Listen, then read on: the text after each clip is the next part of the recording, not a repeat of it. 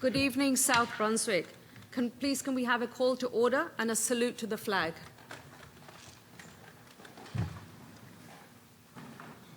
I pledge allegiance to the flag of the United States of America and to the republic for which it stands, one nation, under God, indivisible, with liberty and justice for all. Thank you.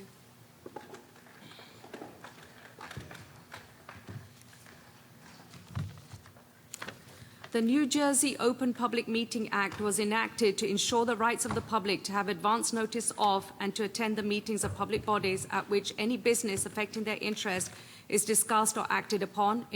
In accordance with the provisions of this Act, the Board Secretary has caused notice of this meeting, including date, time, and location, to be posted in the South Brunswick Public Library and at the Board Office, filed with the Township Clerk, and communicated to the Home News Tribune and the Star Ledger. Mr. Pulowski, can we have a roll call, please? Mrs. Deepa Karthik? Here. Mr. Raja Krishna? Mr. Ray Keener? Here. Mr. Mike Mitchell? Present. Dr. Smith Raj? Here. Mrs. Lisa Rogers? Here. Mr. Joseph Scaletti? Here. Mr. Barry Nathanson? Here. Mrs. Joyce Mehta? Here. We have a quorum. Thank you. Now, can we please have a motion for the approval of the agenda? Can I have a first? Thank you, Dr. Raj. Can I have a second? Second. Thank you, Mr. Mitchell.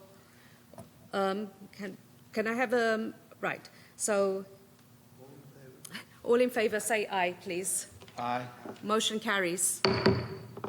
Next on the agenda is the approval of the minutes, the board minutes of September 8th and the executive minutes of September 8th, 2022.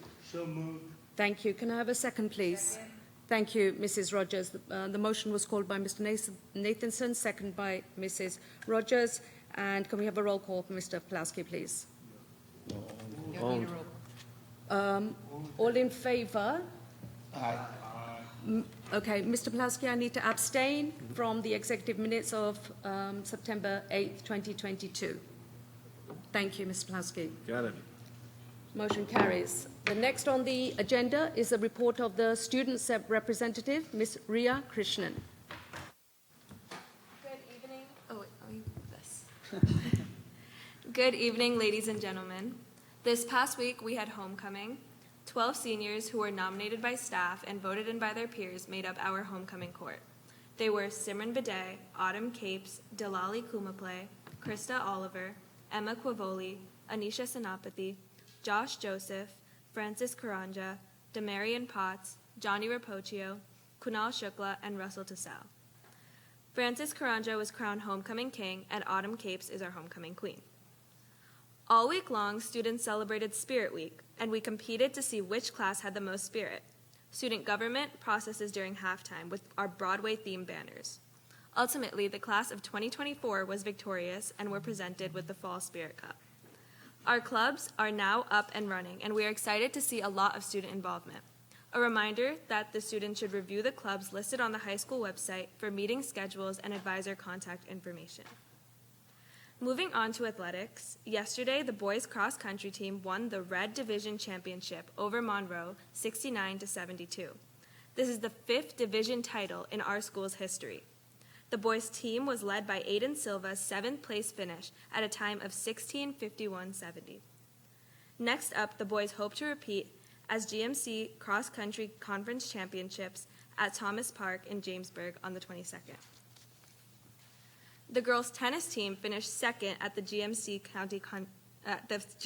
County Companionship, edged out 1 point by East Brunswick. The girls were attempting to be back-to-back team championships, but just fell short. First doubles pair Siri Kashava and Stuti Vishwanathan took first place in their flight, and second doubles pair Karina Saxena and Dharani Adhikari also took first place in their fight. Kavya Adusamili finished second at the most prestigious position, first singles, making her the runner-up county champion. Kavya also competed in the NJ State Singles Tennis Tournament last weekend, winning the first 2 rounds, but was ultimately eliminated in round 3. Both doubles teams qualified and competed in the state doubles tournament as well this weekend, but unfortunately have been eliminated after strong performances. The team remains undefeated with a record of 5-0. NJ.com reported that only 15 teams in the state are still undefeated and featured South Brunswick's own senior Darni Adhikari on the cover of the article. Darni is back-to-back GMC champion at second doubles. The team will compete this week in their state team tournament. After receiving a first-round bye, the team will travel to Hillsborough to face off with their round 2 opponent. The girls' volleyball team is participating in the Making Strides of Point Pleasant this Saturday. The girls have been working hard to raise money, surpassing the team goal and raising over $1,500. The South Brunswick High School gymnastics team is gearing up to host a GMC tournament on Saturday, October 15th. It will take place in the main gym at SBHS at 2 p.m. We are also looking forward to our Jackie Pang meet, where we will honor a former South Brunswick teacher, Jackie Pang. Jackie taught kindergarten through 2nd grade for 22 years, mainly at Indian Fields. She was forced into early retirement in 2017 after being diagnosed with frontotemporal degeneration. Jackie passed away on April 24, 2020, at 64 years of age from frontotemporal dementia after a 3-year fight with the disease. This is our 2nd year as a team selling t-shirts where the majority of the profit goes to the Jackie Pang Fund, which directly gives back to the district year after year through initiatives such as allowing numerous children to attend gymnastics camp through a scholarship, buying classroom materials for teachers across the district, and awarding new teacher grants. Our Jackie Pang meet will take place on Tuesday, October 18th in the Ox Gym. The Viking Marching Band competed in Ludwig Music Classic at MetLife Stadium on October 8th. The Viking Band took home 2nd place with a score of 83.2, the highest score of our season so far. The band's next competition will be at Old Bridge High School on October 22nd, followed by New Jersey State Champions on October 29th and Nationals on November 5th.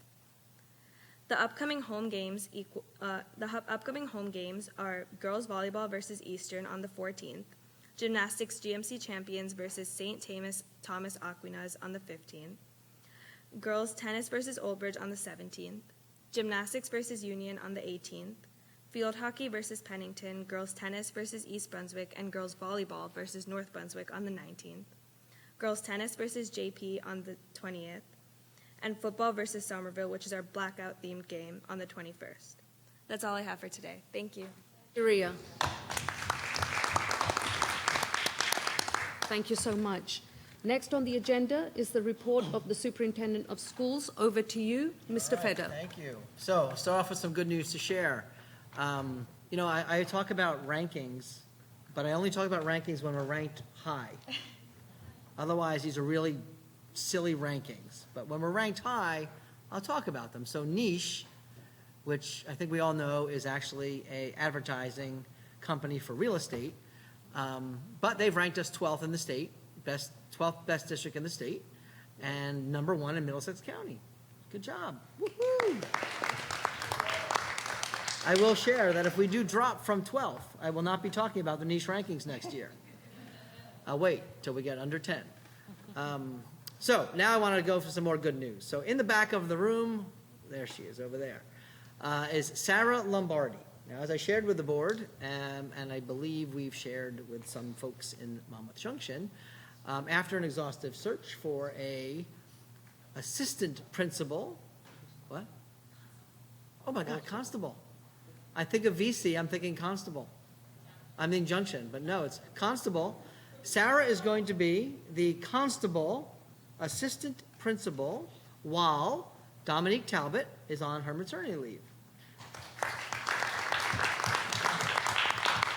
And Sarah's going to come up, and while she's walking, I'm just going to let you know that she is currently the district interventionist working in the elementary school and is revered for her work.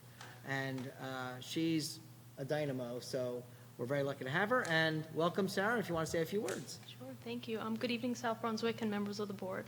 I want to start out by thanking you for the opportunity to serve as Constable's acting AP while Dominique is on maternity leave. My journey with Constable actually started a while ago when I was a sophomore in college. It was my first ever field experience, and so I was dropped off by my professor in front of a kindergarten class, and I guess she can kind of see that I was nervous, so she said, I'll leave you with one piece of advice. Smile, help the teacher, and don't touch the copier.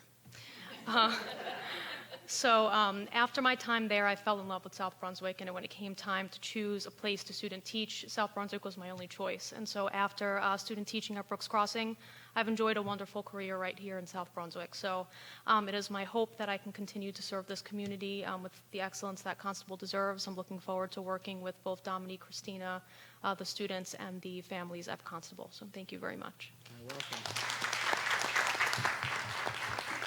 So since I confused that one, I'll talk about the Monmouth Junction search. As you know, she just thought she was promoted to principal already. So right now, Monmouth Junction is doing a principal search, and we are in the middle of that search. We are into our second round. That is happening next week.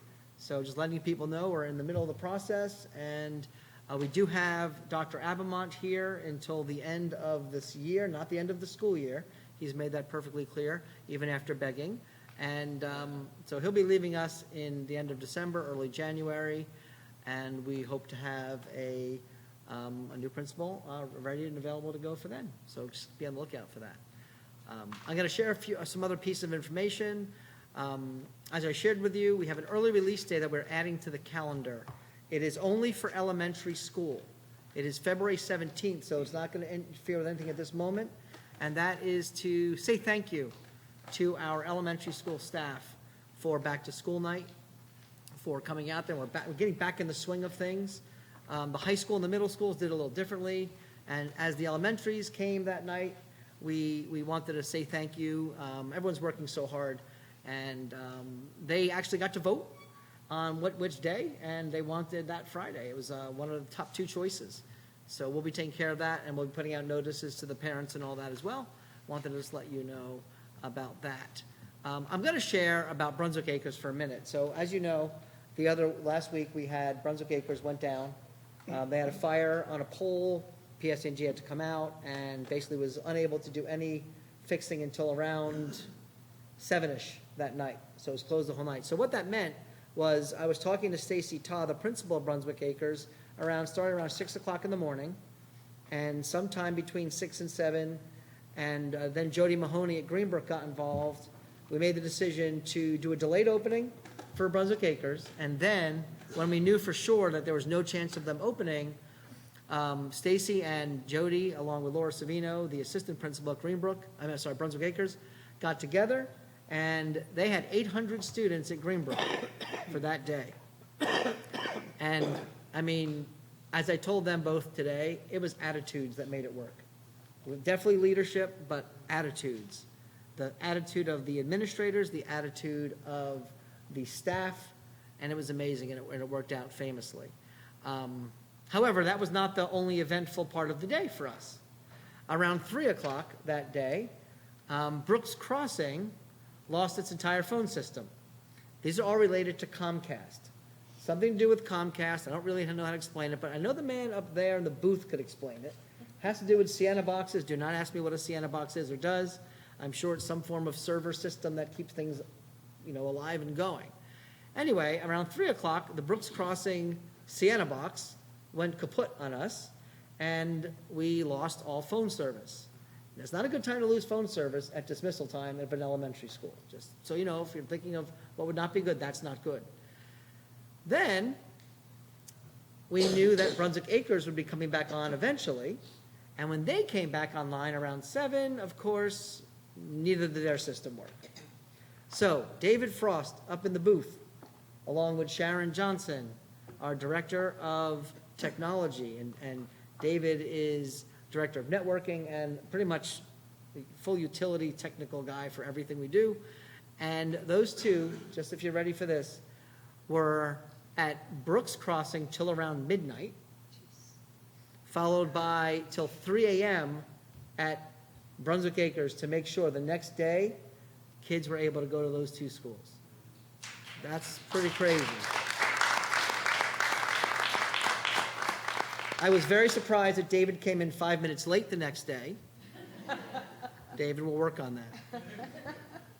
But it truly was, really shows the value and the pride that our incredible staff take care of. And if you saw that day at Brunswick Acres and moving over to Greenbrook, Greenbrook could have, made this difficult. They were amazing hosts. And I asked Stacy today, she didn't bring any candy. I don't know how you go over to someone's house, didn't bring any candy, no cake. So we owe them cake and candy to those two schools. They were amazing. So again, thanks to Dave, thanks to Sharon, to Stacy, to Laura, to Greenbrook, to Jody Mahoney and the whole staff of both those schools. I'd like to give them a round of applause. They were great. All right, so new graduation assessment results. Let's completely turn the corner here. Seniors who participated in the new graduation assessment last year will receive their score, their results, through Genesis Parent Portal by the end of October. And families will receive a school messenger about this. So just know that's coming down the pike. My understanding, where's Suzanne? Suzanne, there's Suzanne. By the way, Suzanne's first day at the dais? That's something also? Let's give Suzanne a... Suzanne, those, first full day at the dais. The results of Genesis, if I did not do well, do I still graduate if I took it last year? Results do not count for graduation. Okay, I'll repeat that.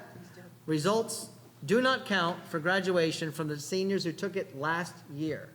Okay, they do not count. So just keep that in mind. Again, the seniors that are now were 11th graders last year. So that's important, and that's something to do. Let's see what I'm going to go on. So I'm going to save my one I'm not really happy to talk about at the end, but this is a good one, dyslexia awareness. That's this month. Tomorrow is Wear Red. So hopefully we'll wear red. I actually sent myself an email already to remind myself at 5:30 tomorrow morning to wear red because I forget too often. So I will wear red tomorrow. Everyone else should wear red. And it's about 20% of the population, they say, these days. So it's a whole different, kind of like how autism, how we learn more and more. We're learning that students, are more challenged with some of these issues. And so our school does an amazing job. We go above and beyond with the dyslexia training, and I think we do a great job with that. This is also Bullying Awareness Month, and yesterday was the National Stop Bullying Day. And in recognition of that, the What's Your Mark program, Be the Change Committee, they're selling T-shirts. That's also being run by Christina O'Brien at Cambridge, and the South Brunswick High School Mental Health Wellness Fair. So there's a lot going on. We try to really take care of things. And it kind of leads me to a piece of news which is really disheartening. And we've been told that by the Department of Children and Family and the Department of Education that our Bridge program could be losing all of its funding next year. That is massive impact and loss. We're one of 90 school districts that were all told the same exact information 2 weeks ago, that this could be happening. We will let you know we are not sitting on that and just waiting for someone else to act or take our money. We are fighting back. We have a large organization that we are teaming up with other organizations. All of you in the community might not know, but Lisa Rogers has been a member, longtime member of SOS, Save Our Schools, and that organization has joined us in this fight, and Lisa's been part of that. So thank you, Lisa, for that. And we met today with the governor's office and their chief policy maker and their chief policy person for Department of Children and Family. I'll leave it be that we had a meeting. I'll stop there because what did my mom tell me? If you have nothing nice to say, don't say anything at all. I will say we had a meeting. We are a grounded group of about 65 people right now, and we are really not going to be sitting still. We are looking for other organizations to jump on. Basically, it's called school-based youth services, and that means that students have the opportunity to get support in the school setting. And what the Department of Children and Family and Department of Education are saying is that's not where children want they don't want that. And we looked at the survey that said that. And we looked at the survey. Remember the rule my mom told me. Not going to say anything nice, don't say anything nice. Someone needs to teach somebody how to write a survey and then how to interpret results. So we, not Oprah, but we requested a whole bunch of data from the state, and they came through with a little bit of data. But they've promised they're continuing to get us more data. I can't tell you anything more because I don't know anymore, other than we are not sitting on this. We are going to fight to keep our funding, because in South Brunswick, we do not have the ability to replace that funding with other funding, because we are also being cut by the state millions of dollars. So it isn't that I could just go, that's okay, we'll pay for it with this money. Something's going to have to give if this happens. Something big is going to have to give. Unfortunately, mental health really cannot be one of those things right now. So how we go about this is going to be part of it, and it's coming down the pike. I'll lead that into, I put out a request for people interested in the budget committee. Very happy to see we had about 100, and I think almost 110 people put in for that. That was great news, but the bad news, I had to say no to like 60 people. I don't like saying no to 60 people. So that was sad. But great to see such interest. We are starting that. David and I actually spent a good portion of today outlining and really diving into what we thought was really going to be important for our community. And one of our main goals of this is we really want to educate our community. So we're invited seniors, students, school folks, parents. We invited everyone at far reaches of the community, because the budget is not just about schools. It's about families, and it's about the whole township. So we really are excited to do this, and we believe we have a really good 4 meetings to really get people involved and understanding our budget. And we're going to also have a lot of that leak into the whole community, because we know more people would be interested. So David and I will be keeping you abreast, as well as keeping the community abreast, and getting all the information out there. Our budget situation, I'm not going to lie, is not great right now. It's problematic. But we'll do our best. We've kept it afloat for the last 3 years of major cuts without having to cut a single program for kids, and we hope to be able to keep that record going. The blow to the mental health field in the state of New Jersey right now is devastating. And I'll get more into that as we go and we learn more about what's possible and how that. Last thing for me is a reminder to folks, if you're not doing it already, the Ed Foundation's Taste of Education, that's their big fundraiser, is October 20th. And I do have one.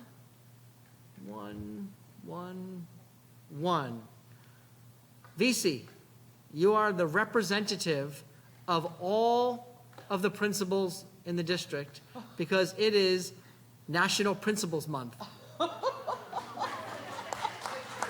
You are here for this. And it says here, I'm going to read it. Every day should be Principal's Day. VC's like, yeah, yep. But really, of all positions, teaching positions, paraprofessional positions, drivers, central office positions, principals, they kind of have to deal with all of it, right? I mean, I can shut the door of my office sometimes, but if VC tries to shut the door in her office, someone's knocking on it. If she doesn't answer it, they're trying to break in. And that is just the way it's been for about 3 years right now. And I do agree it should be every day. And VC, thanks for coming tonight to represent all the principals. And Ms. Mehta, that ends my report. Thank you, Mr. Feder. Thank you for that.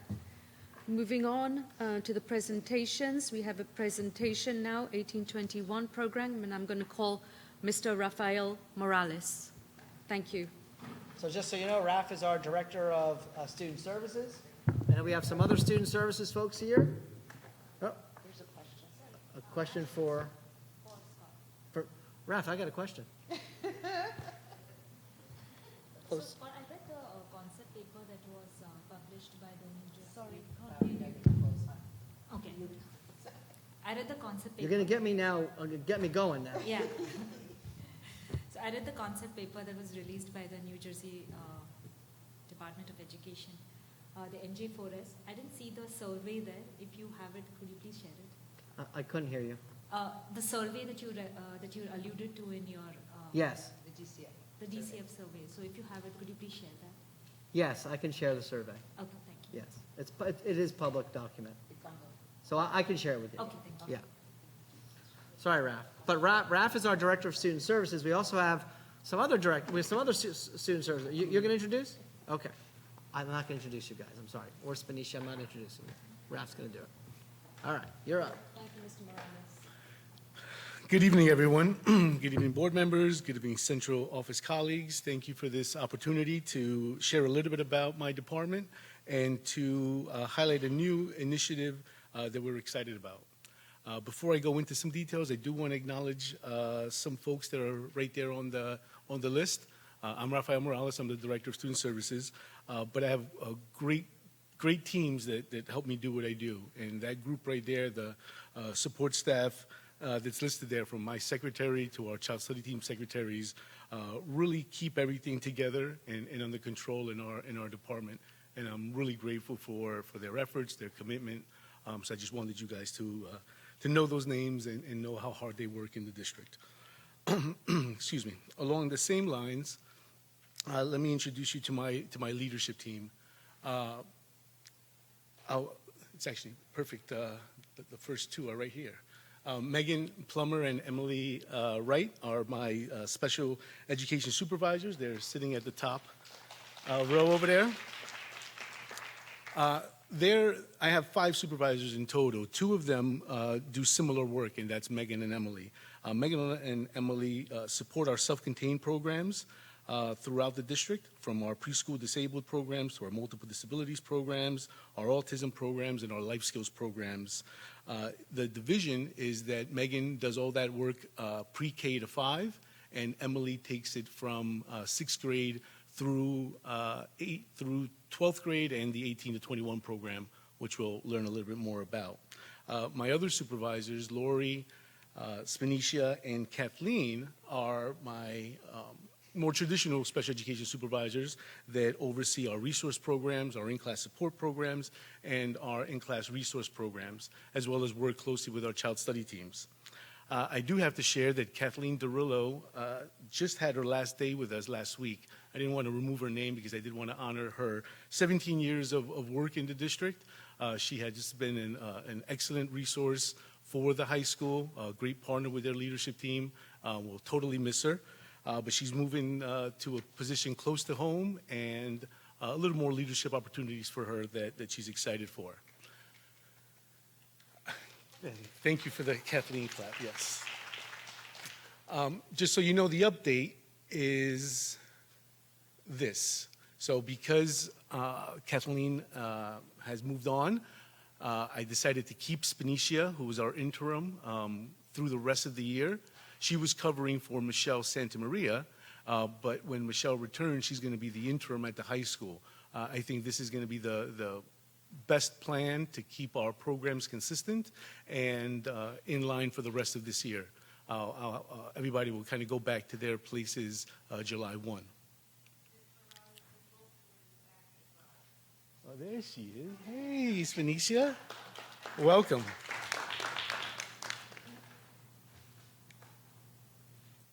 My supervisor team is truly awesome. They're committed individuals. They support one another. They work so closely together. We talk constantly. We're text messages and phone calls away. They're excellent student advocates, and they maintain the vision for our department. If you're wondering what the vision for our department is, I do have that to share with you. This is a vision that we put together a couple years ago, and it really tries to encompass the main vision of our work. I'll let you guys read that. And I'll just point out my favorite addition to that vision is that those last three words, a commitment to inclusion for all of our programs. And just to remind you that our programs are heavily based on laws and legislation, specifically the IDEA federal law and New Jersey's Chapter 14 that oversees all of special education services. Now to share some of the news, some of the new and exciting news in our department, and that's connected to a transition and workplace center. It's on the Cambridge School campus. It was a preschool building prior to this summer. This summer, it was fully renovated to allow for us to have a transition and workplace center for our students that are in our 18 to 21 program. This center will have mock living spaces, and workspaces for meaningful transition and employment opportunities. The funding source for this, just so you know, was connected to the ARP monies that came last year to us, the American Rescue Plan monies connected specifically to the IDEA grant. So these monies allowed for this renovation to happen. Before we take a look into the new learning and training site, allow me to share some relevant information connected to this work. It just happens that October, as well as the other things Scott celebrated, is National Disability Employment Awareness Month. And this is timely because it's this national campaign raises awareness about disability employment issues and celebrates the many and varied contributions of Americans with disabilities in the workforce. A few important facts that I thought you may want to know, or folks in the at home that may not know, is that students with disabilities can remain in school through age 21. Students with disabilities are not required to be with us through 21. However, IEP teams, which include parents, begin this discussion and make this determination while they're in their high school program. The goal of the 18 to 21 program is for students to successfully transition to independent adult life. So let me tell you a little bit about our 18 to 21 program before I show you this site. So the 18 to 21 program is appropriate for students ages 18 to 21 who have fulfilled all their academic responsibilities or graduation requirements, but need further support in the area of transition and post-secondary goals. I thought sharing a schedule of the things this group does on a weekly basis would be a good way of giving you some insight into the program. There's still academics, but it's more functional-based academics. There's specific work on social skills, career awareness, community-based instruction, which is huge, right? That's the concept that our students need a hands-on opportunity to learn some of the standards and some of the skills that are in their program. That, along with structured learning experiences, which includes how to successfully live in their community, how to explore recreational opportunities and job sampling opportunities, are all part of those experiences that our students receive on a weekly basis in this program. Related services are included, and electives and gymnasium or gym access is also part of it. We also have a quick mission and vision for our 18 to 21 program. I don't have too much time, so I'm not going to go into all of the colored main points of what we provide, but I am going to dive a little deeper into the comprehensive transition planning in the next slide. So this mission and this vision really orients us to our work and keeps us focused. I've done this mission and vision work with each of my groups. So our psychologists, our learning consultants, our speech and social workers all have a vision for their groups and their program to achieve our district vision. The students that are connected to this programming are usually our students with more severe developmental disabilities, students who need explicit teaching and modeling in order to achieve these skills. It's a very small group of our population.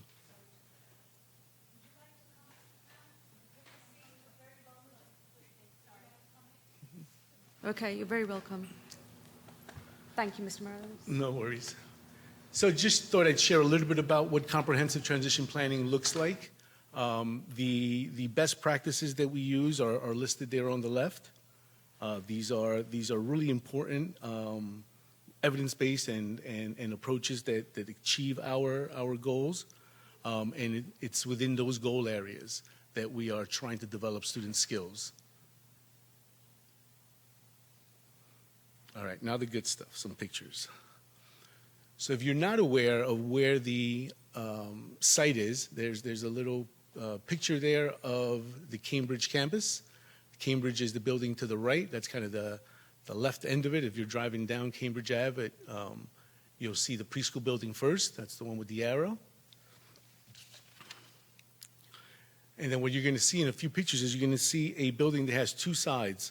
or a space that has two sides. One side is going to be the mock living space that I mentioned, and the other side will be a workspace where we're hoping to have some business partnerships where students will do some meaningful work for the community and for profit eventually. I think there are plenty of opportunities where we can train our students to take on positions and opportunities that eventually lead to a paid opportunity when they leave us. The mock living space specifically has kitchen appliances, washer, dryer appliances, and it will obviously help our daily living skills and instruction, but that also is going to be opportunities for business ventures and partnerships down the road. So this is the one side. Here you can envision in the back having some large kind of drafting tables and workspace areas for students to be able to do tasks, either for partners that we've already connected with in the community or new partnerships we'll develop. Like an example that comes quick to mind is the idea of working with local pizza parlors and doing some of the work that will help them as a business and eventually will give our students maybe some work experience that may land them a job working in that kind of field. Right, so we would, let's say, pick up boxes from a local pizza place, bring them to the facility here, make all the boxes, and then bring it back to the pizza place. And those relationships and that work will put our students in a better place moving forward. So that's one side. That's the other side. That's where I envision a mock living space with a bedroom, a living room, and a dining set.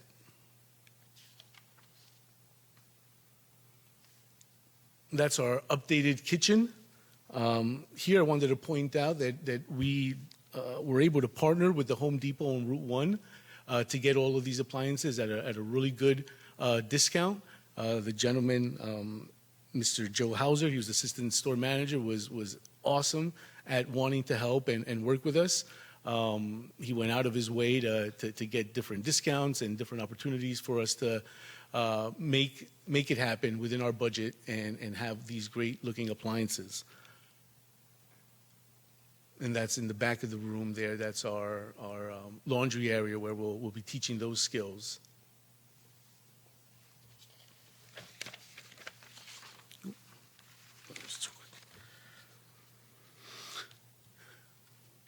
I want to give a special thank you for allowing all this work to happen to a few folks in this room. Dave Pulowski working on the business side of things and making sure that there were folks committed and available to do this work. Brian Redfield as well.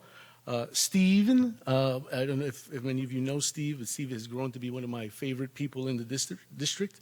Steve Tarangioli is our maintenance gentleman who is a carpenter and does just amazing work. He was leading this work, and as you can see, the site is just amazing. The walls look fantastic. I could have put pre and post pictures, but I wanted you guys just to concentrate on what it looks like now. Him and Bijou Thayal were really instrumental in making all of this work. So I told them I would give them a shout out, and I wanted you all to know what great work that they did.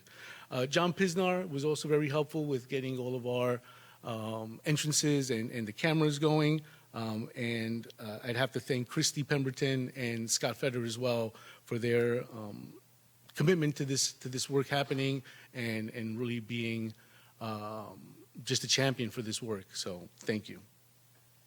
Lastly, this is something that's beginning today. We want to do a furniture drive in order to create those mock living spaces. Initially, I think I went into this thinking we were going to purchase all of this, but then thought there's probably a cost savings and a way to get the community involved and connected to this work.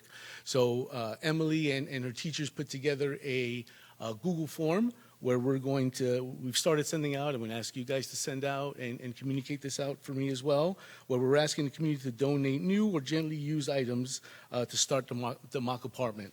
We're going to involve our students to select items that were available and we're going to have either a pickup system or a drop-off system where over the next few weeks we'll be able to completely furnish, add all this furniture to the room. So I'm really excited about that opportunity and that work that's coming on. These are the items that we're looking to collect during this furniture drive. And once it's all set, we plan to hold a soft opening where we'll invite community members, board members, and share the space and give a tour of the space. So I'm really excited for that. Last slide, thank you. I really appreciate the opportunity, and I've linked a larger PowerPoint that describes all of the functions of our transition program in case you are interested in going a little deeper. All right, thank you, everybody. Thank you. Thank you, Mr. Morales. Any questions to my right? Any questions to my left? Mr. Nathanson. Yeah, Raphael.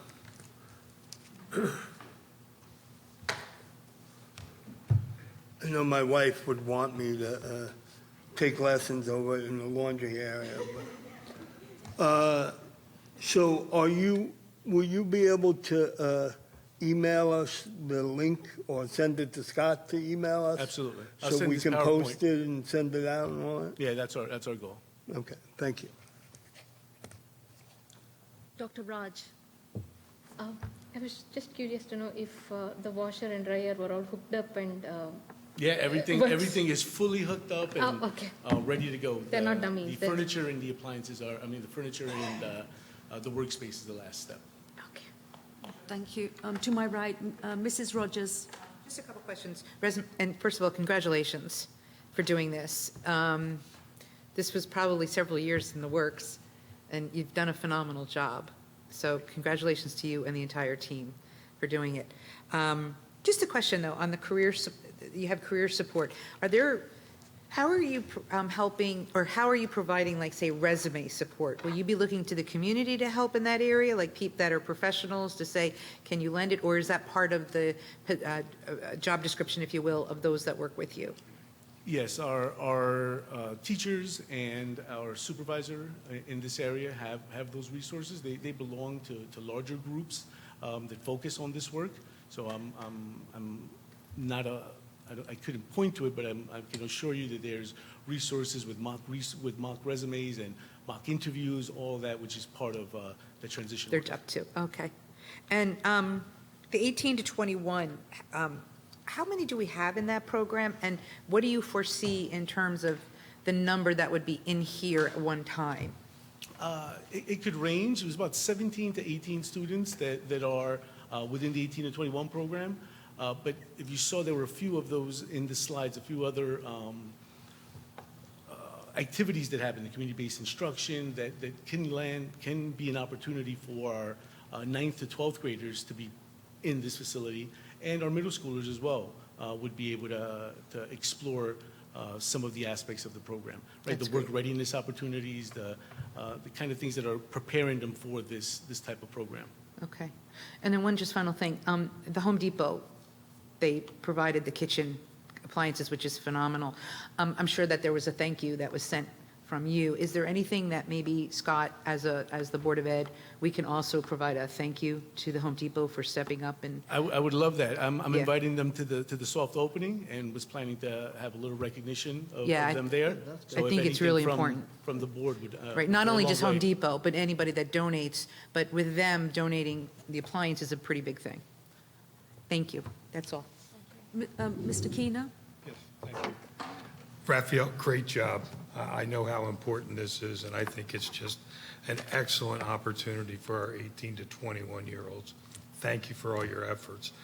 Am I reading too far into what you're presenting as far as the community base and the career advancement? Are you going to form partnerships with businesses that, I know you're doing like the pizza boxes, are you going to actually have the students go out to the businesses and work like a practice session? We currently have that going. I probably should have mentioned that. We are a lot of almost everything of what's part of the program is happening already. Students are with us. It's just that but it's going to be more centralized. At the high school, we have 2 or 3 different spaces that have the mock living areas, and the workspaces are within the classrooms. So we do go out and job sample. We have students that have opportunities in local communities. So it's really partnering, how can we do some things for them at our site that will continue that partnership. Great, thank you. Thank you, Mr. Keener. Mrs. Karthik. Mr. Morales, thank you so much. This is very important work. And this transition program, I think, is going to help a lot of our students move into their next phase of their life. I wanted to ask a question regarding, are we doing some sort of skill-based assessment for them in order to ensure that, this transition into the real world, if you will, sort of becomes smooth, and, there's sort of a fitment or an assessment, a skill-based assessment saying these, this student would be most sort of, Absolutely.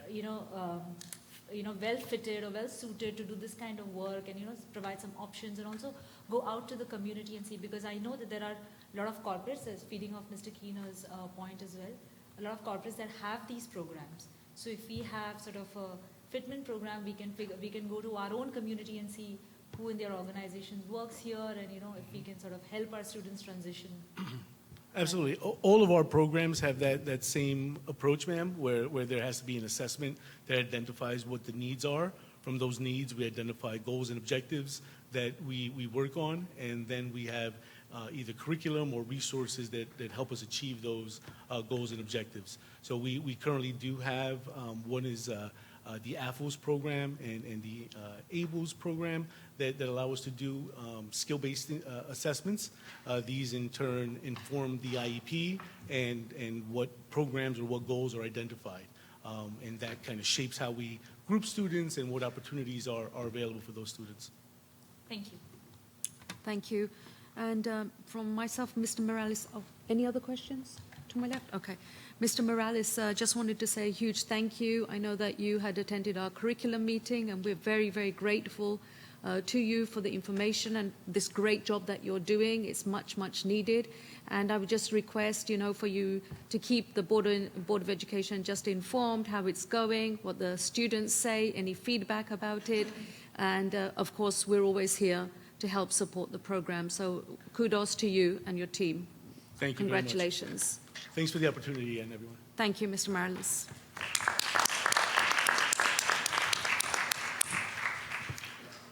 Moving on to the next agenda item, which is a public hearing, and it's to discuss the employment contract. No.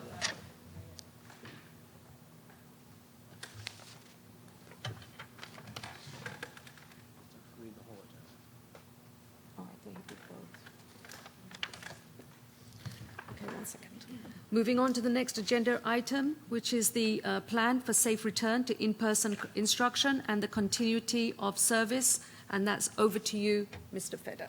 All right, I'm gonna sit for this one. We are still required to do this. I'm not quite sure why, but this is my presentation. I thought I'd go with a data-driven presentation. That is where we are right now. Yay! That represents 9 students and staff alike out of 9,342. That comes out to I like the 0.0009 better. However, percentage-wise, it does round to 0.1%, which is, so I have no other thing to report. That's it? You are able to provide comments or questions if you'd like on the, well, I'll do it again so you can see it again. Thank you. And that concludes my report. Oh, that's wonderful news. Thank you so much, Mr. Feder. Thank you. So moving on to the next agenda item, and that really is the employment contract of the superintendent. And I'm going to say over to you, Mr. David Pawlowski. Good evening, everybody. We are here for a public hearing for the employment contract of the superintendent of schools, Mr. Scott Feder. I'm going to move that we move into a public comment session, or public comments, so I will read our public comment statement. The Board of Education recognizes the value of public comment in the educational issues and the importance of allowing members of the public to express themselves on school matters of community interest. Complete copies of the rules that govern this portion of the meeting are available to public at the back of the room, or you can obtain an advanced copy of contacting the Board of office during regular business hours. We reserve the right to limit each speaker to no more than 3 minutes. It's our plan to listen to each member of the public. We will note all questions and comments made. Once all questions and comments from the members of the public are made, the Board of Education will respond, if necessary, to questions or comments in the most timely and efficient manner available. Please consider not repeating comments or questions made by other members of the public. So everybody is aware, as per 6A 23A 3.1, Executive County Superintendent approved prior to this hearing the current contract and up for public comment. Also, as per 18A 11-11, public notice of this public hearing was advertised 10 days prior to this meeting. Also, as per 18A 11-11, public notice 30 days prior to the board acting on this contract was attained. At this point in time, I'd like anybody from the public that would feel as though they need to comment on this contract, please feel free to approach the podium. Do we have any registered speakers? We have no registered speakers. Thank you. I ask that you state your name, place of residence, and or group affiliation so that we can hear you nice clearly. And remember, everybody, this is public comment, not a public discussion. And feel free. Thank you. Hi, I'm Lisa Garwood. I live in South Brunswick. And what was the third thing you needed? Excuse place of residence and group affiliation if needed. Oh, no group. Okay. I just wanted to speak on behalf of Scott. I hope the board and the people of South Brunswick are aware of what a treasure they have in Scott Federer, and I'll tell you why. He's been honest and forthcoming about district policies and issues, even when he knows that an individual or he himself might not like the answers he has to give. Unlike others, he actually knows the district curricula. During COVID, with 1 day of notice, Scott made sure that what needed to be done got done so that the children continued learning. They literally missed 1 day of school. I was teaching. I was in that day prepping what they would do the next day. In next to no time, online learning began, and every child was given access to tech so they wouldn't miss school learning. He even worked with the board to have in-school virtual learning so that the parents who needed to go to work could go to work. He did this so effectively, imaginatively, and efficiently, because they didn't teach it in college, that he became a leader throughout the state while keeping our families safe and learning. I can't imagine the stress of knowing that your decisions could mean literally the difference between life and death for so many. Oh, and all this was done with zero definitive guidance from the State Board of Ed. Scott has been an approachable, respected, and supportive leader to both the families and staff of South Brunswick. And I know I was a parent in South Brunswick and I was a teacher in South Brunswick. And it's a difficult rope to walk. If you've ever disagreed with him, and I have, you would know that he steadfastly does what he thinks is best for our kids. Every interaction has been handled with professionalism, even while he and South Brunswick were repeatedly lied to by the president of our board, which also showed us what an impeccable, organized record keeper Scott is. Wow. With Scott Federer as our superintendent, I know our children will never be afraid to confide in our staff if they're not feeling safe to do so in other places. With Scott as our superintendent, we don't need to worry about our children not having access to books and the discussions and learning that come from reading. And with Scott as our superintendent, I will never doubt that all our children, with zero exception, will be seen, honored, and respected. Thank you for all you do, Mr. Federer. Thank you. Thank you. Any other speakers? Would you like to come to the podium? Good evening. My name is Eric Schlesinger. No group affiliation. I live in Monmouth Junction, and I had a daughter that is an alumni of South Brunswick Schools.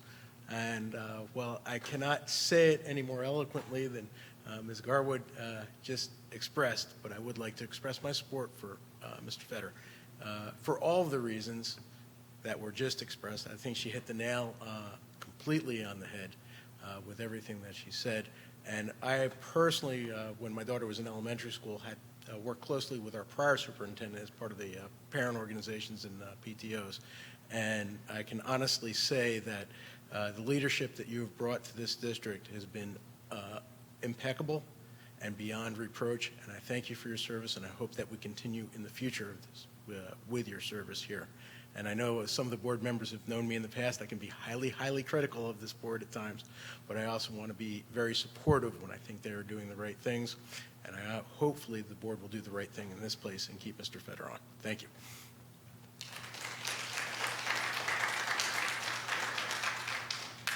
Any other speakers? Going once, going twice? At this time, I'd like to close this portion of the public hearing. I would also call for this time any board member comments that would like to make, any board members that would like to make comments to my left? Any board members that would like to make comments to the right? That being said, no comments from board members. We are now closing this public comments, and we will move on to public comments for agenda items only. This portion of the meeting, I'll turn back over to Ms. Mehta, President. It's yours. We've already read the public comment statement. You're ready to roll. Thank you, Mr. Pawlowski. So this is the second opportunity for public comments. It's on agenda items only. Is there anybody, any registered speakers, Mr. Pawlowski? There are no registered speakers. Okay. Anybody in the audience who would like to make any public comment on agenda items only, please come to the podium. Seeing none, I'm going to close this part of the public comments and move on to the next agenda item, which is the consent agenda review and walkthrough. So I'll hand it over back to you, Mr. Pawlowski. I'd like to thank everybody in attendance tonight for sitting through all of this business administrator talk. It's been my most public meeting ever. Here we go. So tonight, for the consent agenda review, we have a bills list. This meeting, you'll notice that there's a lot of financials that are not present on this agenda. We're moving the majority of our finances to the second board meeting of the month as per our work session model. So this meeting, you will see a bills list. And the first meeting of the month, you'll see a bills list. Second meeting of the month, you'll see a true full financial package. We have an authorization to dispose some property. We have a couple of bids for some athletic equipment, athletic everything. So anything and everything athletic, athletic supplies, clothing. We also have a management adjustment for an allowance of management adjustment for Somgen Architects. So we have some change orders for a couple of projects. One that's, both of them are decreases in the overall expenditure. We're going to approve the acceptance of some funds for our non-publics and our non-public technology schools. St. A's made a purchase. We're approving a statement of assurance with regards to the use of our paraprofessional staff. We are also approving a health and safety evaluation of a school buildings checklist that's done annually each year through the Department of Education and our Buildings and Grounds Department. We have a stabilization aid application. We have a preschool application, preschool expansion aid application. Both of those applications have dollar amounts in them. As per the DOE, we are now reapproving our stabilization aid application with an actual number and amount of what it is that we are requesting. We have some travel expenses, and some field trips. We have a harassment, intimidation, and bullying report, which we found one incident, and it was HIB, and our personnel. And that would be our consent agenda run-through. Do we have any questions? Excuse me. Can I add something? You're going to add? Yeah. Mr. Fetter wants to add. Here we go. First of all, thank you, Lisa, Eric. That was very kind. Thank you for that. So there's two things on the agenda tonight that are pretty big ones. One is preschool expansion aid. Now remember, we already went through this once. The first time we did preschool expansion aid, the state rejected us. However, the state allowed us to resubmit. So we didn't need board approval to resubmit unless the numbers changed.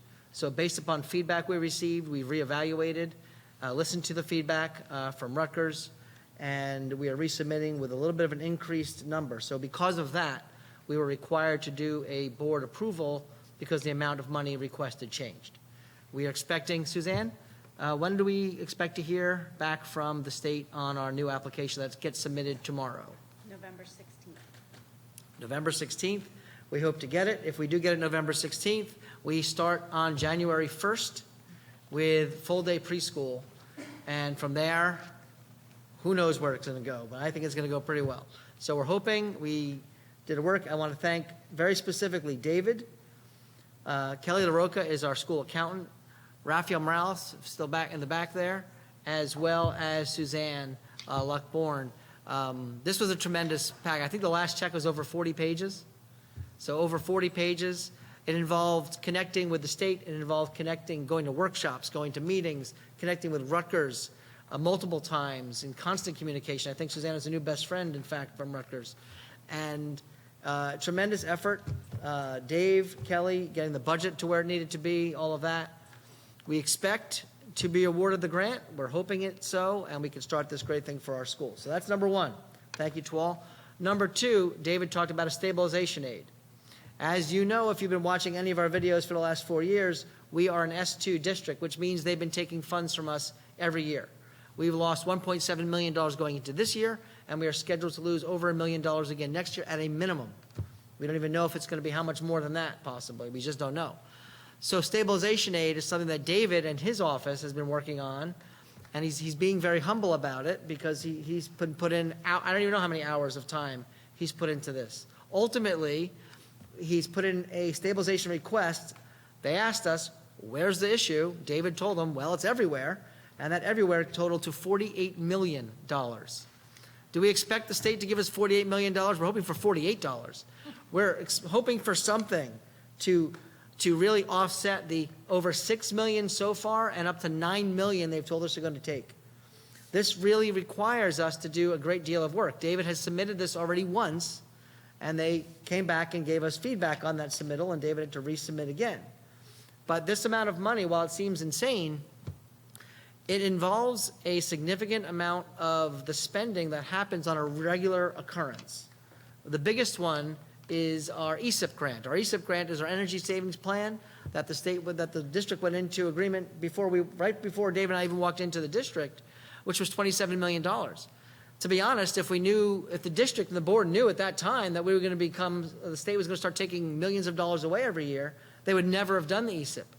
What they would have done is a referendum and asked the taxpayers to pay the $27 million.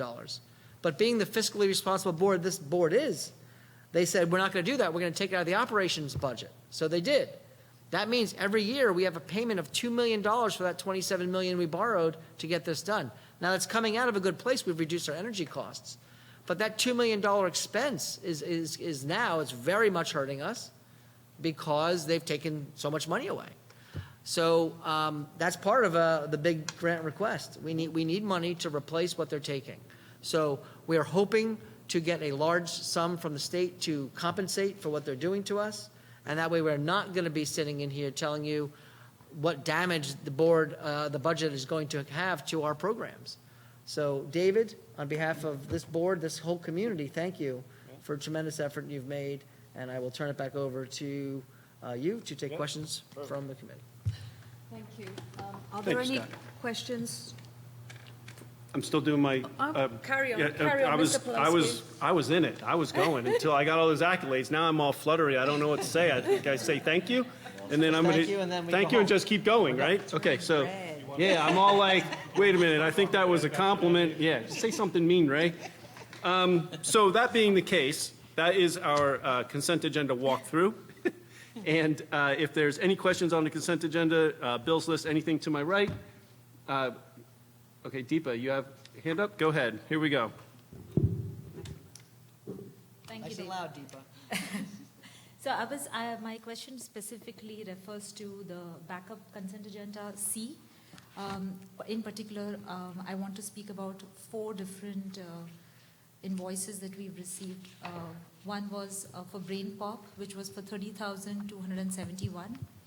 I want to preface my question. The reason I'm asking is I didn't see a description, and I would be thankful for a clarification about these bills. Do you need the page number, Dave? Or Nope, I'm good. Okay, all right. So it's Brain Pop. I think the PO number is 1378. The amount is 30,271. Delta Dental 81,879. ESS LLC 71,536, and Mall Chevrolet for 54,862.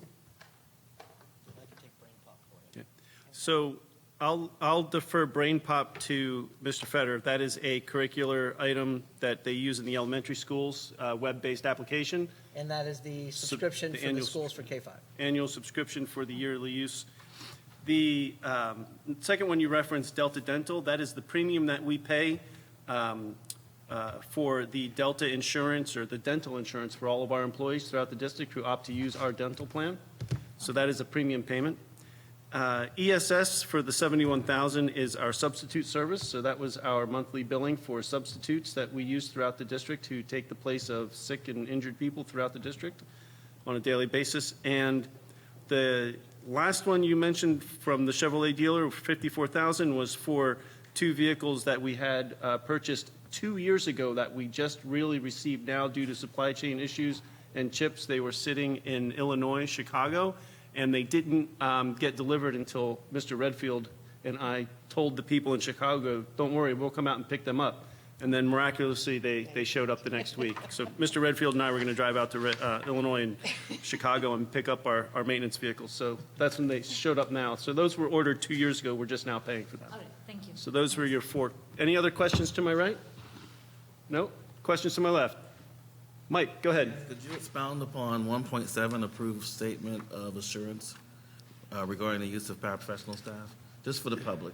So every year we always get into a situation where we have these assurances from the Department of Education, and sometimes we put them on the agenda and sometimes we don't. Well, this year our auditors came back and they said, hey, you know, you have an assurance to use specific personnel throughout the year, and those assurances mean, okay, the Board of Education said and approved the use of certain personnel. This was one of the assurances that we didn't have last year, so our auditors asked us to make sure it was on. We also wanted to make sure and let the board know that anytime we have an assurance, something that says, hey, the people need to know that you assured this motion, you're going to see it on the agenda moving forward. So you'll see an assurance for the facility checklist. That's another one that you saw on the agenda for tonight. That's basically saying, hey, Board of Education assured that this was done, this work was finished and completed to state satisfactory. So that's really what that is. So it's basically a guarantee. Yeah, it's basically the board saying, hey, you know what? We said we're going to use these people and employ them, and we're going to do that. All right, thank you. Okay. Any other questions to my left? There we go. Addressing that. Oh, it was addressed. Thank you, though. Yep. Okay. So that concludes my consent agenda walkthrough. I'll turn it back over to you, Mrs. Mehta, for your Mr. Browski. board business. Thank you so much. Moving on to the next item on the agenda, which is an old business, and it's about board committees scheduling. Mr. Keener. Actually, in my report for committees later on, I'll touch on this also, but we did have a committee meeting last night with HR, and we have come up with a schedule for the HR committees. They will be held the 4th.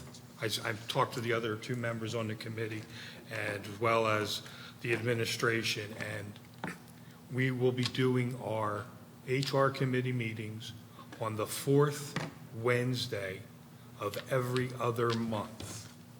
They will be at 6 p.m. at Black Horse Lane on the 3rd floor. With the upcoming break for Thanksgiving and our scheduled winter break, we have a short month. So our next meeting for HR will be on January the 25th, and we'll have one in March, and then a final one in May. It is all on the minutes that I will be submitting later on for the record. But that will be our meeting schedule. Thank you, Mr. Keener. Mrs. Rogers. Thank you. So today I'll also do the same on the committee report, but to update the board, the committee, the curriculum committee, which actually is now going to be referred to as the education committee because of the things that we're covering. We also have been in agreement and also with discussions, the three chairs have spoken to ensure that we were not overlapping. The curriculum committee meeting will be held on the second Thursday prior to the Board of Ed meeting as it was today, and they will be at 6 p.m. The only reason that we would move it to a 5:30 start is if there's a large amount on the agenda. We've also committed to the dates. Our next two, I won't go through all of them, they'll be in the minutes, but the next meeting will be the 17th of November, and then thereafter the 15th of December. So the board members will have a complete listing of the dates when I complete the minutes. Thank you, Mrs. Rogers. Mr. Nathanson. Yes, follow my other chairs. I'm the chair of the Business Ops Operations. After meeting the other night, I sent out, I spoke to Mr. Pulowski. He sent out an email to everybody that is on operations, Mrs. Karthik, Joe, and also the staff that meets with us, David, Brian Redfield, Scott Fetter, and Joe, our head of transportation. We're going to be the second Tuesday of every month at 6 o'clock on the third floor. And the way we're going to do it is that if there is nothing to discuss, there will be an email the prior week saying that there is no meeting that evening. So, and again, like my fellow chairs, I will have a full report regarding everything that we discussed the other night. Thank you, Mr. Nathanson, and thank you to my fellow board members for this, for these months. Makes things a lot easier. Thank you so very much. Mr. Feder.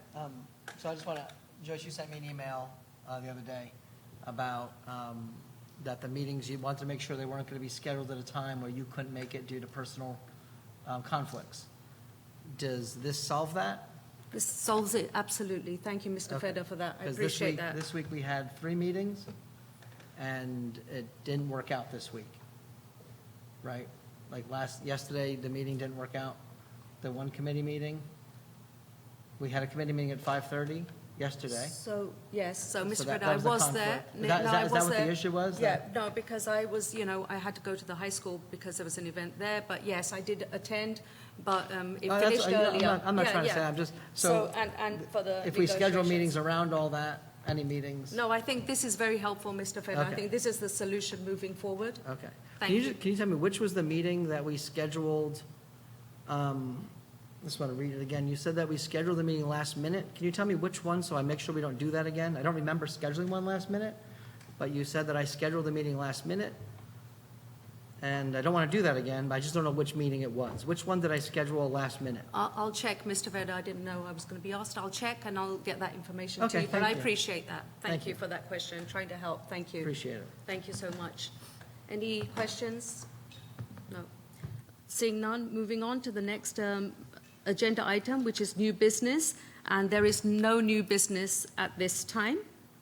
So the next item is the action items, and I'm asking the board to approve the consent agenda of October 13th, 2022. Can I have a motion? Mr. Keener, thank you. Can I have a second? Mr. Nathanson, thank you. Roll call, please, Mr. Plowski. Mrs. Deepa Karthik? Yes. Mr. Rajakrishna? Mr. Ray Keener? Yes. Mr. Mike Mitchell? Yes. Dr. Smith Raj? Yes. Mrs. Lisa Rogers? Yes. Mr. Joseph Scoletti? Yes. Mr. Barry Nathanson? Yes. Mrs. Joyce Mehta? Yes. Motion carries. Thank you, Mr. Plowski. Moving on, board, committee, and liaison reports. I know that we have many committee and liaison reports, and I'm going to start with my left, and that's with Mr. Nathanson, please. Thank you, Mrs. Matter. On October 11th, we had a Business Operations Committee meeting. Myself, Mrs. Karthik, Mr. Pulowski, and Mr. Redfield attended. I got to put my glasses on. So we broke it down. First, we did facilities. We spoke again about the update on the summer project update. That, if you remember, I just brought it up the last meeting, that we had delays in our major summer project, which was the HVACs at North and South. There is now a timeline. It was pushed back because of supply chain issues. There's a timeline. We are storing what we need in the old auto shop classroom at North, and actually they're doing some work now when kids are not around, and we're going to be able to complete it next summer. The other thing we spoke about is the health center. The health center had its one of its inspections, or its major inspections. It failed, unfortunately, due to two minor issues that were exit lights, emergency lights, kind of over the door entrances in the front and the back, so people can see at night when they come in the doors. So that's being taken care of.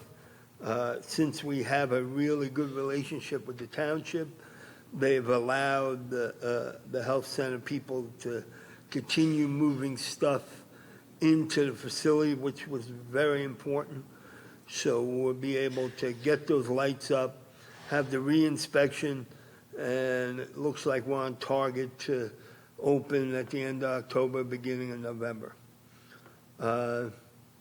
Then we had a discussion about Facilitron, facilities, and what unfortunately happened at Garber this year. I went to attend, and unfortunately I wasn't able to get in.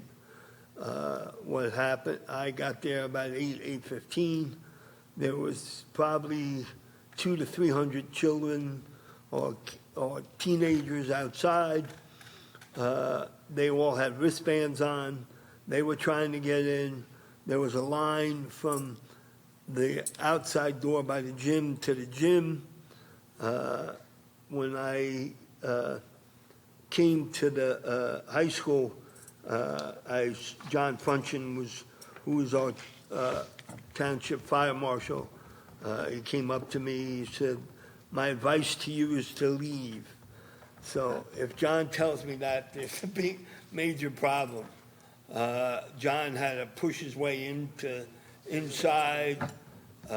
He was going over how many people were actually in the facility right now.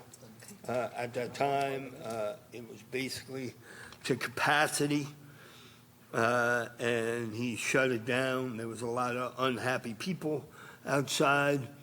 I then proceeded to leave, and I had to get one of our staff members plus a lieutenant to get me out of onto Stouts, because what was happening, there was a long line on Stouts of, yeah. The event you're talking about was not a board event, so there's really nothing to report on. Well, no, I appreciate the information, but I don't think we need to be reporting. Okay. It was not a board event. So I'll skip.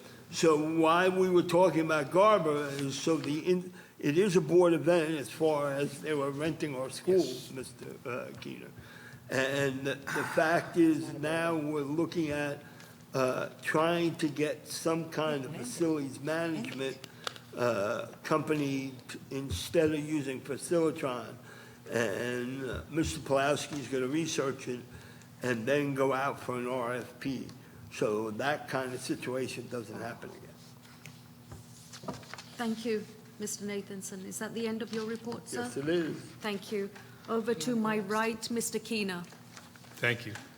Yes, the HR committee had our meeting last evening, October the 12th, at 5:30 at Black Horse Lane on the third floor.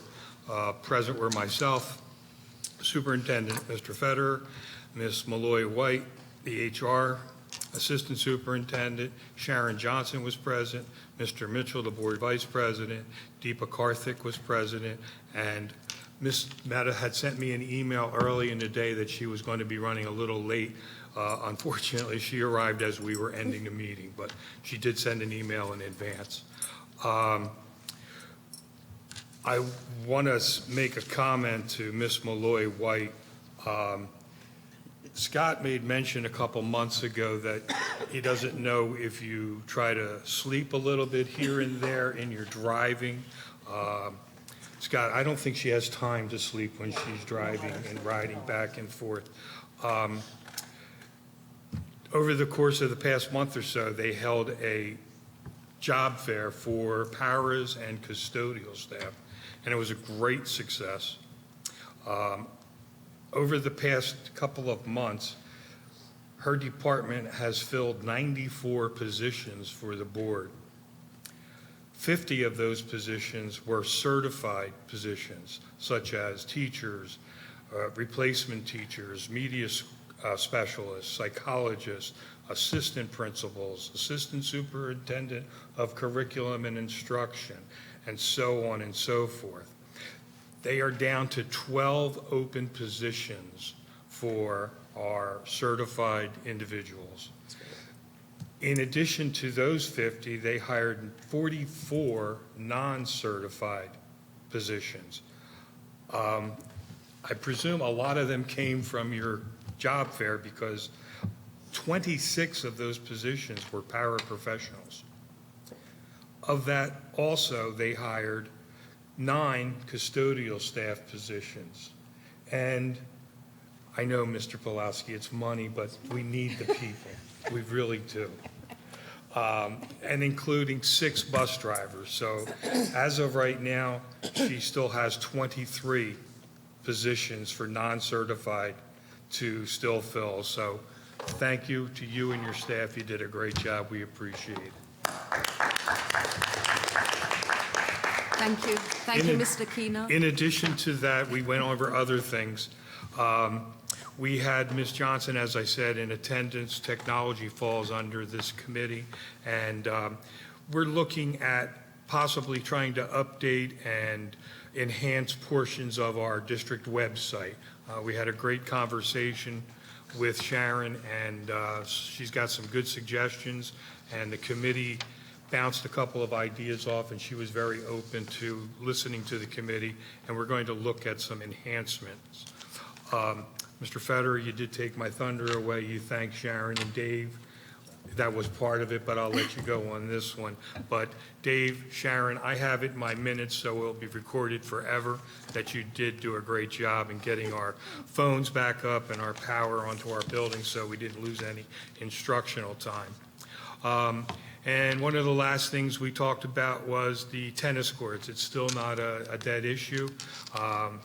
Mr. Federer had talked to us about a few apps that are out there called Court Reservation and a couple of other things. So we are evaluating the apps that are available.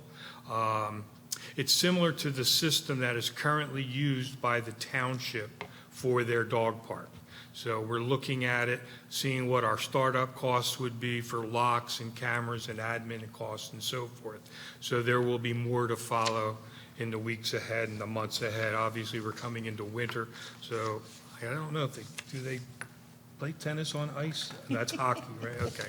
So we will probably have something. We're hoping to have it for April so that when the weather breaks, we have something in place.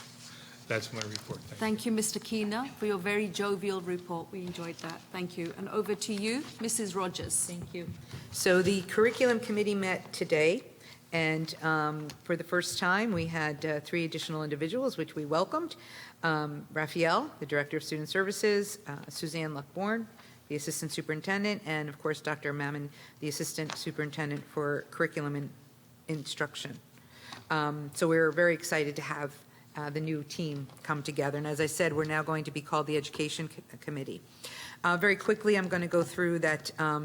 We discussed having Raphael come, but to ensure that his time is being utilized properly, he will only be coming to these meetings when there's a need to update the committee prior to updating the board for any maybe feedback from the committee. So he will not be, no need for him to join us for every meeting.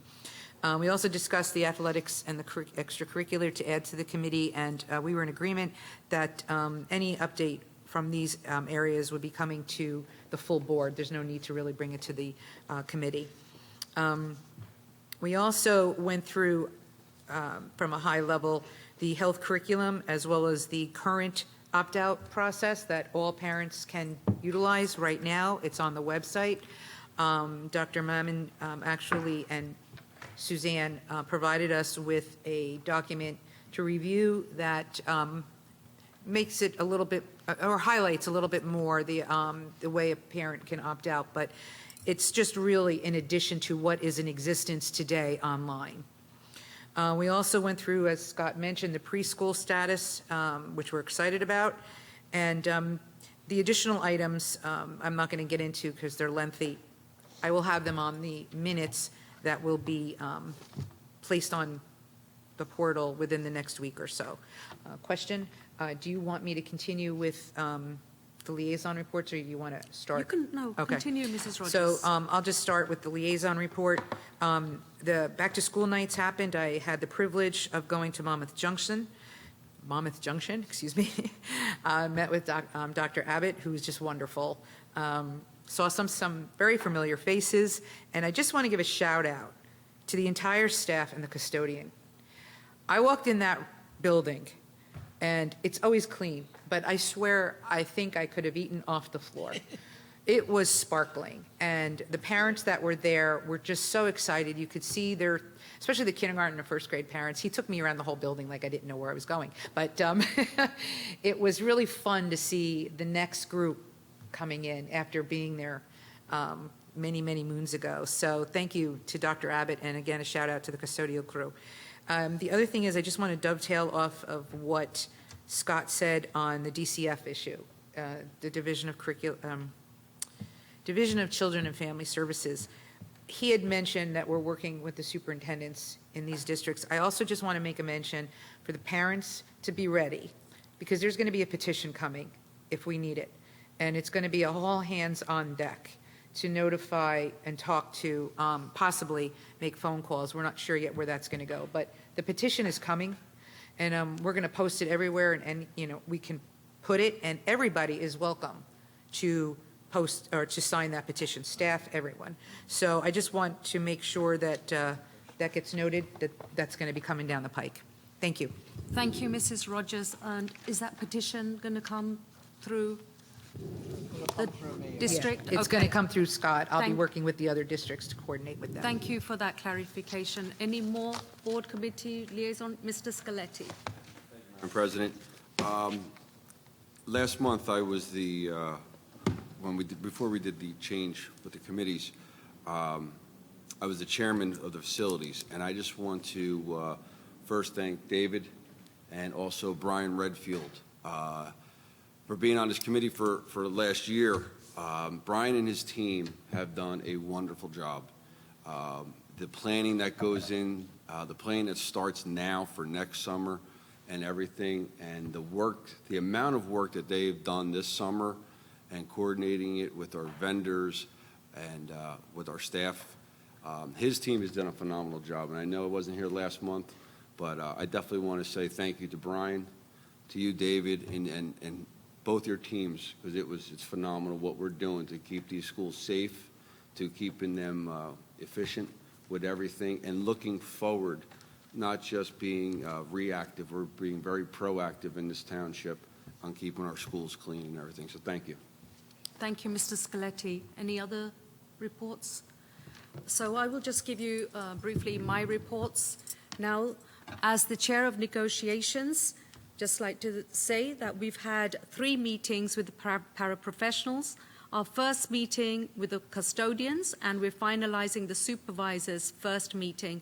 The first meeting with the drivers is scheduled for the 18th, and we'll be getting dates for the administrators shortly. After that, we will have the registered behavioral technicians unit meeting. So more to come on that. As the liaison for Indian Fields Elementary School, I too went to back to school night, and I concur with Mrs. Rogers that it was flawless. It was meticulously organized. The staff were amazing, and the school looked beautiful. The teachers and the teachers were excited to meet the parents, and the parents were very, very excited to come back to school. And it was an event that was very, very well received by the parents. So kudos to all the staff at Indian Fields School.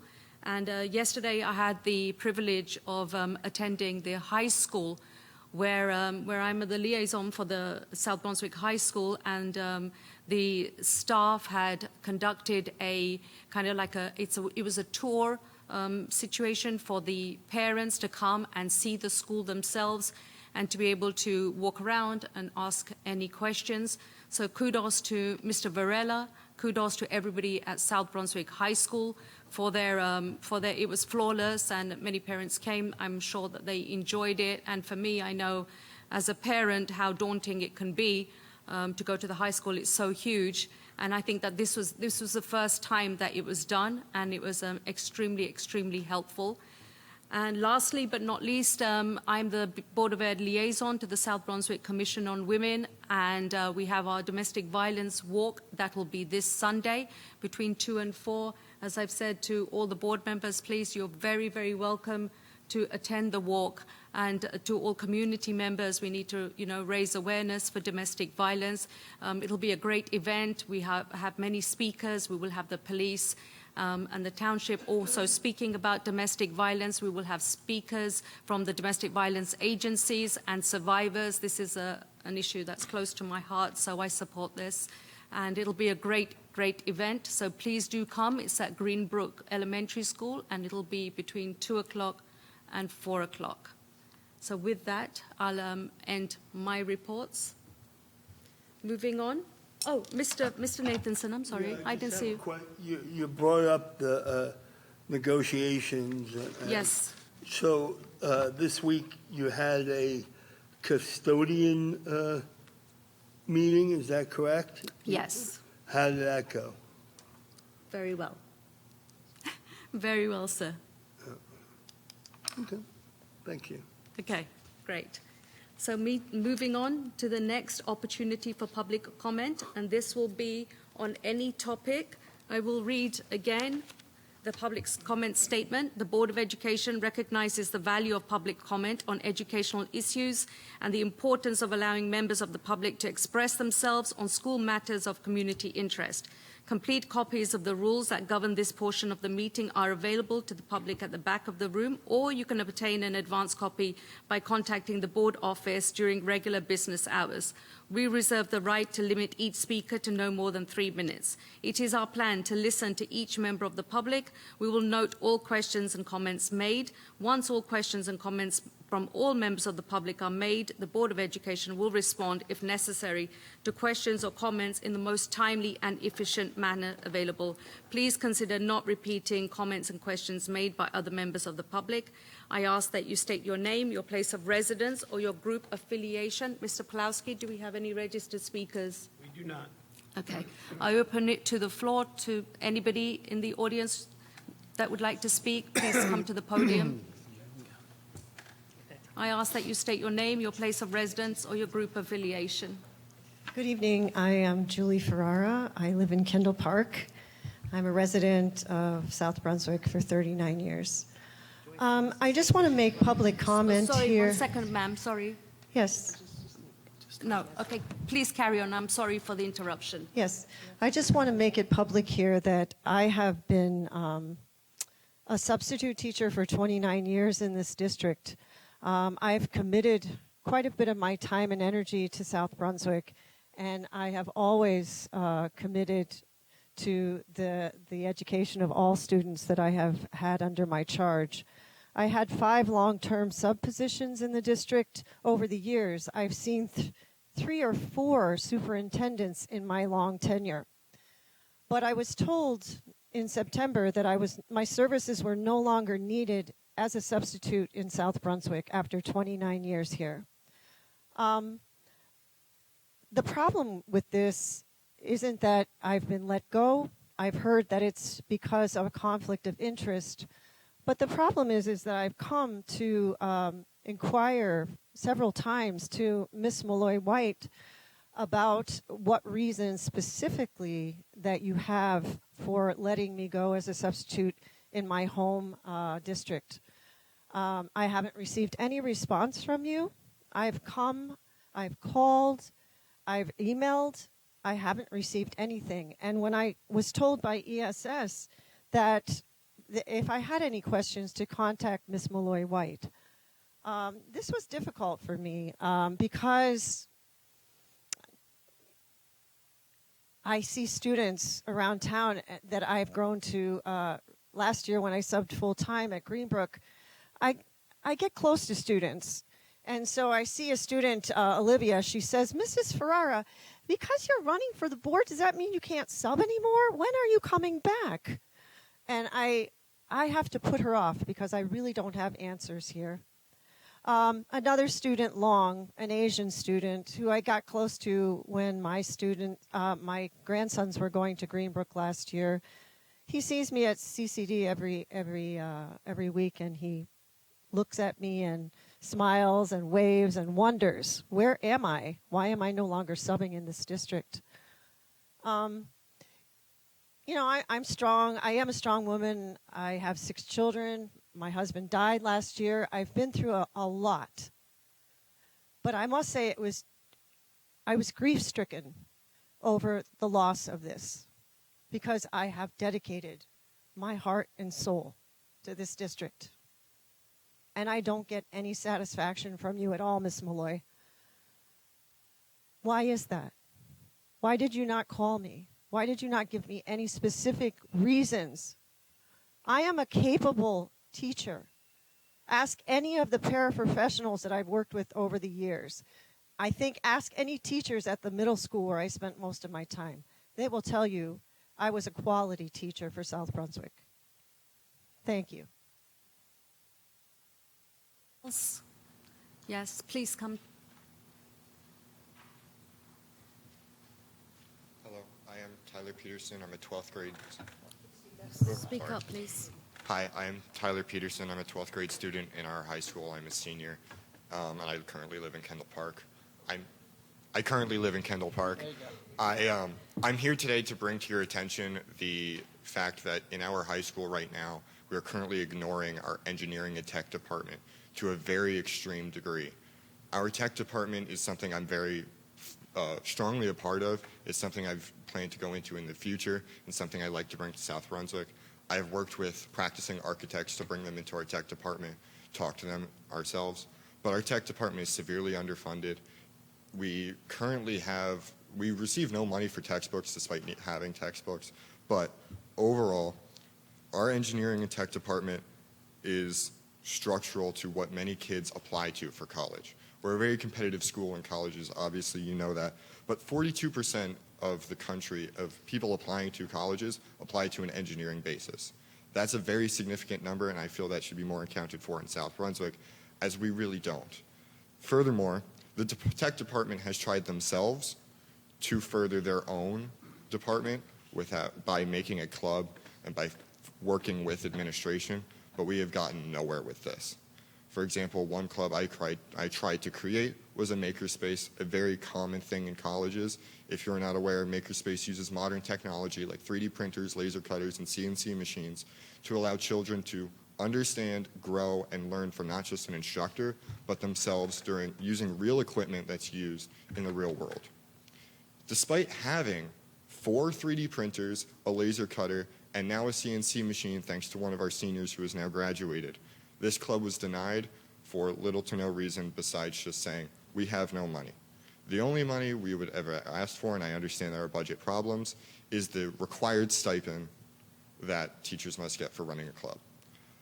Honestly, I don't know what you can do, but I really hope you do help us here, as not only is this important to me, but it's important to many, many students, like the over 100 students that I have on a list who are interested in this club, that I had to stop the list because it got too full. I thank you for your time right now and for listening here.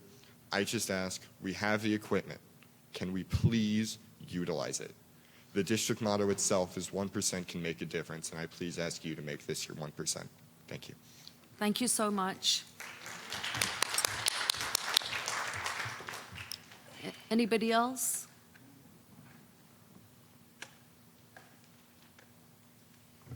Hello. Chris Runsnick, Kendall Park. I'm reading, so I'd like to address a letter that was sent from Ms. Maida, the Board of Ed president, to me as a representative of South Brunswick Cares About Schools and the annual candidates night we hosted last week. I just believe that the board and the public should be aware. Yes.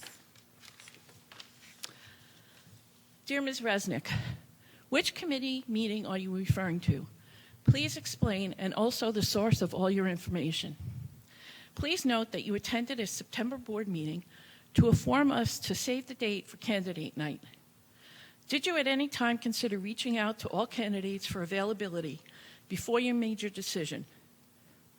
As you know, I am the delegate for Middlesex County on the Board of Directors, and that meeting was previously scheduled. Had I not had a conflict, I would have attended. In 2017, I was the only candidate who attended. There were no incumbents present. Please, would you kindly give your reasons for not hosting a candidate night last year? I have attended many candidates nights in the past and noted that often incumbents have not attended. To my understanding, you have never chosen to reach out to them. Is there a reason why you reached out here to me? In addition, all candidates were requested to provide a bio and resume. Please explain why you decided to change the protocol this year. Thank you, Joyce.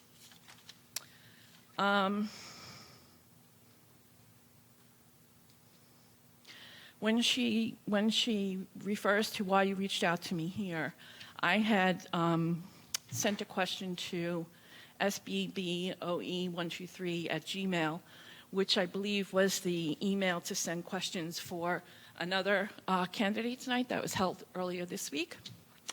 I didn't realize it was a personal email Ms. Maida was using. First of all, South Brunswick Cares is a grassroots group of concerned parents, and we began holding a Meet the Candidates night several years ago in order to give voters a chance to learn more about the Board of Ed candidates. We did not hold one the last 2 years due to COVID. I informed all candidates to save the date. Having never received one for an event and marked your calendar in advance, same thing. At a Board of Ed meeting in early September, we have never reached out to candidates to check their calendars before scheduling this event, which is evidenced by 2017 when you were the lone candidate. All incumbents were and are invited. However, that year it was in conflict with NJBSA convention.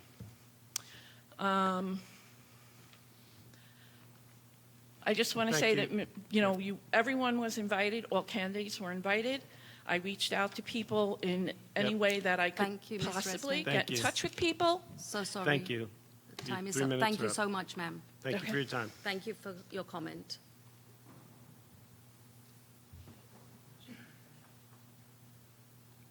Yeah, we're coming back for more. Hi, I'm still Lisa Garwood, and I still live in Princeton Walk.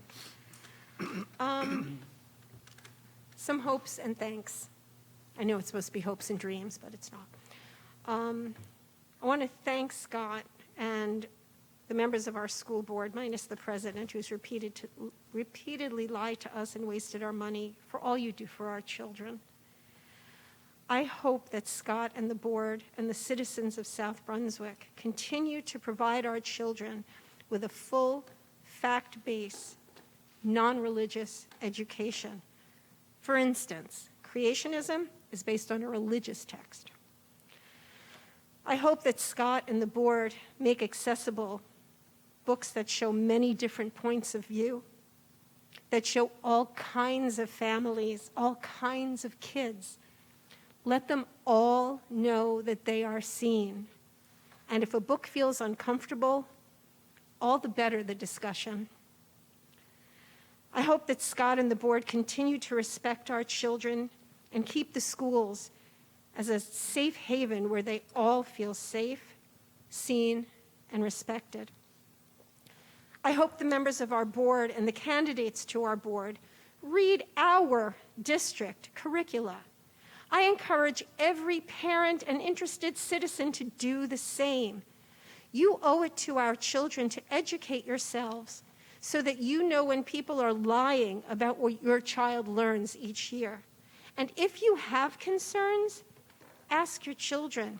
Ask their teachers, their principals, the board members, or Scott. He knows.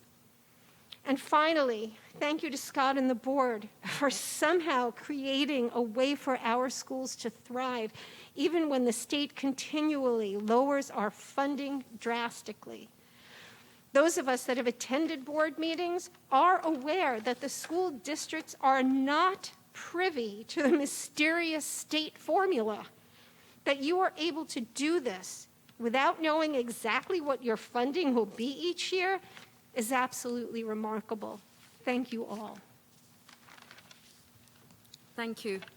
Is there anybody else in the audience?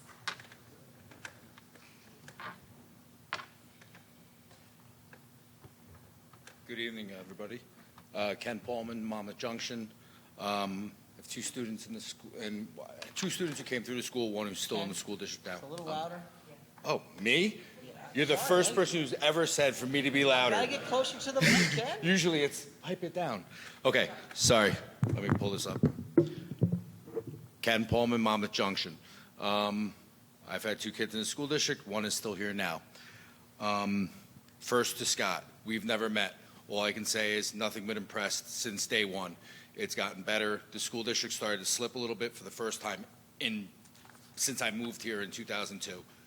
It's come racing back. Okay, there's no other district I would want my kids in right now than the one headed by you. I am a certified history teacher.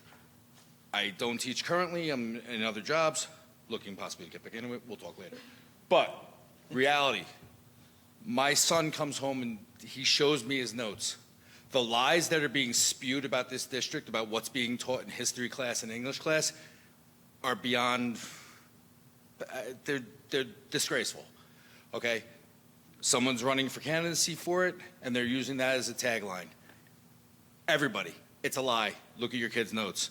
They're not teaching any of this stuff that they're claiming. I won't even say the letters because they're appalling. Let me see. The issues that are being brought up aren't issues that are in South Brunswick. They're issues that are in, say, Staten Island. They're not issues here. The New York City Board of Ed has their own problems. They have their own issues. That's not what we have here. Don't let it pollute our district. We've worked too hard to get to the point we're at with our kids and with you as the board. Please, board, work together. The stronger you guys are, the stronger our district is. Okay? Pushing, pulling, that hurts everybody. Let's all get it together for everybody. I know there's differences. Please, work together. Because the more you do for each other and with each other, the better we'll all get. Okay? I had nothing written, and kind of some of my, I was a little fired up when I got here, but there was someone missing, so. Thank you. That's all I want to say is thank you, keep up the good work. Don't change what we're doing. Make it better. Don't take away from the kids what they're learning. And the fact that I moved to this town because of how diverse it was and because of the different ideas, nationalities, religions, you name it. And it's being taught in the schools, but it's being taught the right way. It's not being taught as be this or be that or be this. Or you should be guilty for being this or you should feel guilty for... That's not what's happening. That's all a lie. Everyone needs to know it, and that's that. Okay? Thank you, guys. Have a great night. Thank you, Mr. Coleman. Any other speakers? Seeing none, I'm going to close this portion of the public comment. So that's the end of our agenda, end of the meeting. Can I have a motion for an adjournment? Thank you, Mr. Mitchell. Can I have a second? Thank you, Mr. Nathanson. Any discussions? Any opposed? Any abstentions? Seeing none, good night, South Brunswick. All in favor? Aye. Good night.